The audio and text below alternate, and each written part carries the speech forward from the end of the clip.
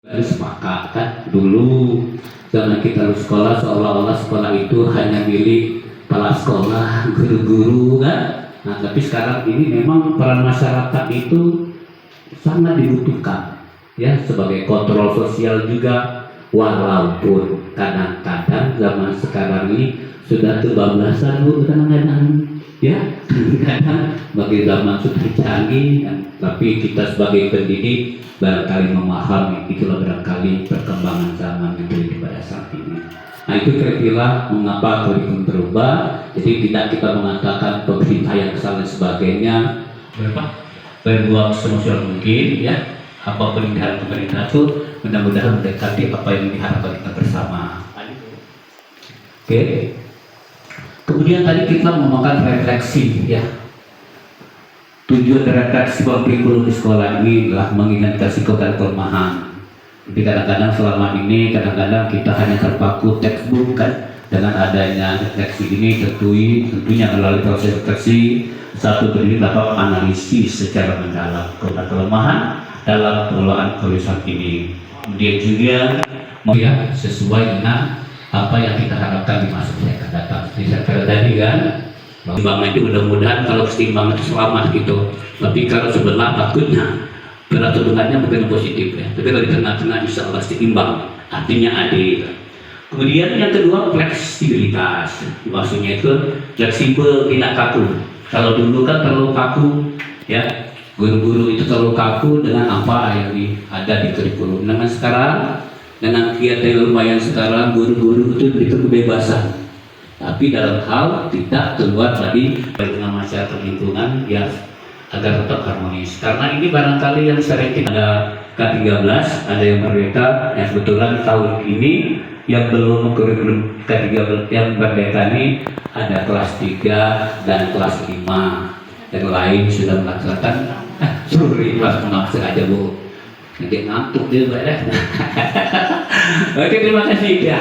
Kami pakai barangkali sekolah sini ada yang sudah semua ya.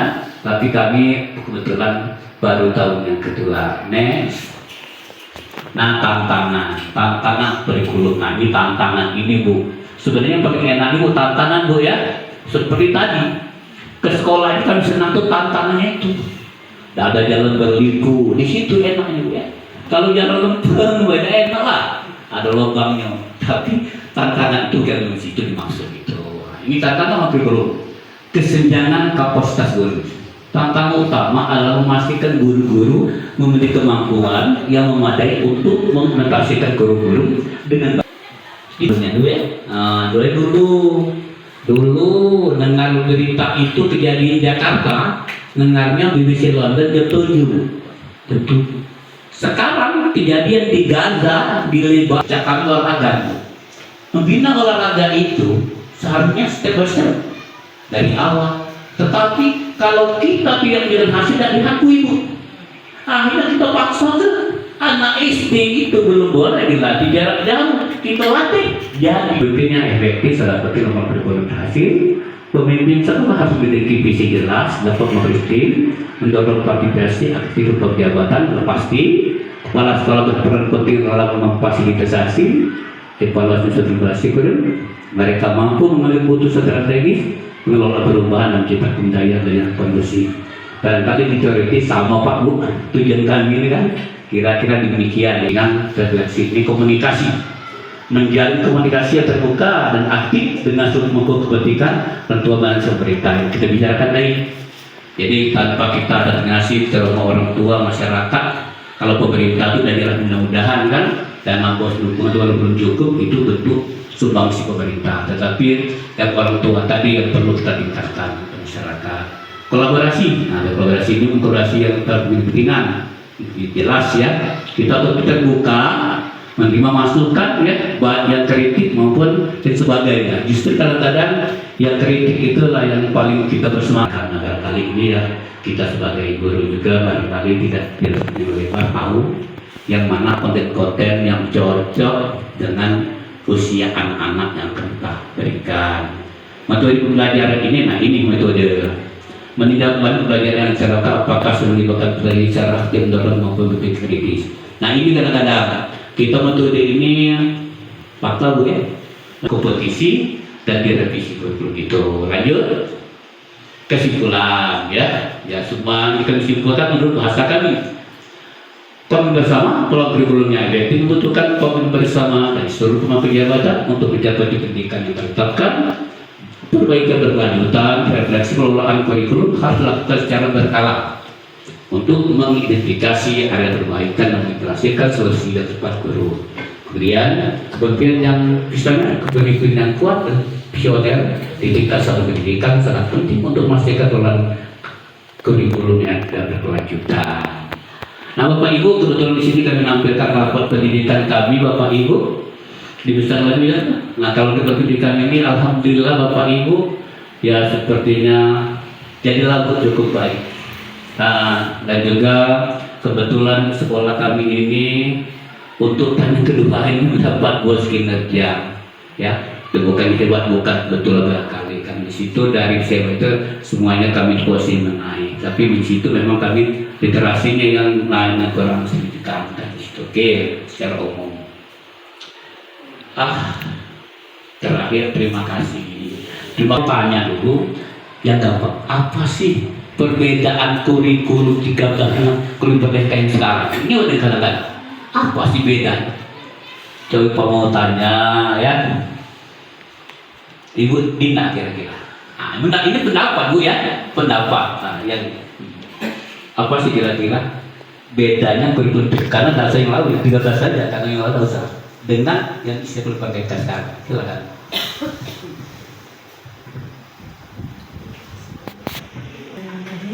Terima kasih Bapak atas pertanyaannya. Jadi pertanyaannya terkait perbedaan antara kurikulum 2013 dengan kurikulum merdeka. Baik. Perbedaan yang pertama, kita tahu bahwa kurikulum 2013 itu menggunakan pendekatan tematik di mana menyatukan berbagai mata pelajaran ke dalam suatu tema yang besar. Kemudian kurikulum 2013 itu belum mengakomodasi kebebasan dari pendidik, dari guru untuk melaksanakan pembelajaran sesuai dengan kekhasan dari sekolahnya sendiri, di mana kita tahu bahwa pemerintah itu sudah menyediakan materinya. Kita lihat dari adanya tema 1, tema 2 dan sampai tema yang terakhir. Karena hal tersebut dianggap kaku dan tidak fleksibel di 2013. Kemudian sedangkan kurikulum merdeka itu kita tahu bahwa guru ini diberikan kebebasan untuk mengakomodasi kegiatan pembelajaran sesuai dengan latar belakang dari peserta didik. Selanjutnya Bapak, kurikulum merdeka itu sendiri dilaksanakan dengan pembelajaran berdiferensiasi, di mana itu dilihat dari kesiapan belajar peserta didik, kemudian dari profil peserta didik, dan satu lagi dari minat peserta didik. Di mana pembelajaran berdiferensiasi itu bisa kita lakukan dengan 3 cara, yaitu diferensiasi konten, produk, dan satu lagi proses. Ya, sedangkan kalau di kurikulum 2013 kan kita terikat terhadap materi yang memang sudah diberikan. Sedangkan kalau di kurikulum merdeka ini memang guru ini diberikan kebebasan dan fleksibilitas untuk menyusun materi pembelajaran ini. Kita berfokus pada muatan-muatan esensial. Dimana kalau misalnya peserta didiknya belum bisa membaca, ya kita ajarkan bisa untuk membaca sesuai dengan fase, tingkatan fasenya. Kemudian perbedaan selanjutnya itu kalau di kurikulum merdeka ini ada P5 Pak, yang bertujuan untuk mendorong profil pelajar Pancasila, di mana pelajar ini kan pelajar sepanjang hayat yang memiliki kemampuan literasi dan numerasi dan penerapannya sesuai dengan nilai-nilai Pancasila. Selanjutnya kalau di 2013 kita kenal adanya KD dan indikator ya. Sedangkan kalau di kurikulum merdeka kita mengenal adanya CP, TP, dan ATP. Cukup Pak. Oke, mereka hapus dulu. Waduh, luar biasa. Jadi kita kembali ya. Karena kenapa saya tanyakan simpel ini? Apabila kita sudah mengenai perbedaan itu, kita tidak ada lagi miskomunikasi. Kita mau iya. Kalau kita tidak tahu memahami apa dia sama baik, asal 13, 14 ya, coba 15. Barangkali ada dari bukan di penonton, bukan mungkin ada yang menambahkan dari pihak SD yang hadir ini boleh, mungkin ada Pak ada, bisa saya tunjuk saja Bu ya, apa ya, ini kebebasan menurut, bukan benar, tidak ada yang menjawab salah, nah boleh Bu ya. Salah nggak boleh, yang tidak menjawab itu yang salah. Silakan Bu.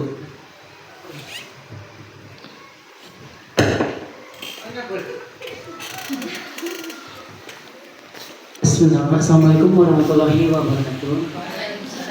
Terima kasih kami sampaikan kepada Bapak SD 183 yang telah memberikan waktunya untuk kami. Perkenalkan, saya Roslina, guru kelas 2 SD 191 Palembang. Terkait kepada perbedaan kurikulum Merdeka dan kurikulum K13, itu betul sudah dipaparkan oleh Ibu Indah. Ya, itu sudah baik sekali. Namun kami akan menambahkan sedikit bahwa kurikulum K13 yang kita rasakan ya pada waktu tema 1. Nah, kadang-kadang di tema 1 itu Pak soal-soal kurang maksimal dikasihkan pada soal-soal pada waktu di tema 1, 2, 3, 4, dan 5 dan seterusnya. Nah, pada kekurangan di K13 itu adalah pada pengaitannya kepada materi. Materinya memang ada, Pak ya, materi memang ada, namun kurang luas untuk kita mengajarkan kepada anak-anak. Terus pada kurikulum Merdeka, pada buku yang telah kita beli ataupun yang sudah dibelikan oleh sekolah itu sangat bagus Pak, sangat fleksibel untuk kita memberikan materi kepada anak-anak itu. Anak-anak cukup mengerti, dan anak-anak itu kalau kita kasih soal, mereka sudah bisa mengasosiasikan untuk menjawab soal-soal itu. Karena materinya Pak sudah banyak, bagus. Mungkin saja Pak ya yang kami tambahkan. Terima kasih. Assalamualaikum warahmatullahi wabarakatuh. Waalaikumsalam. Ya, memang sudah pakai.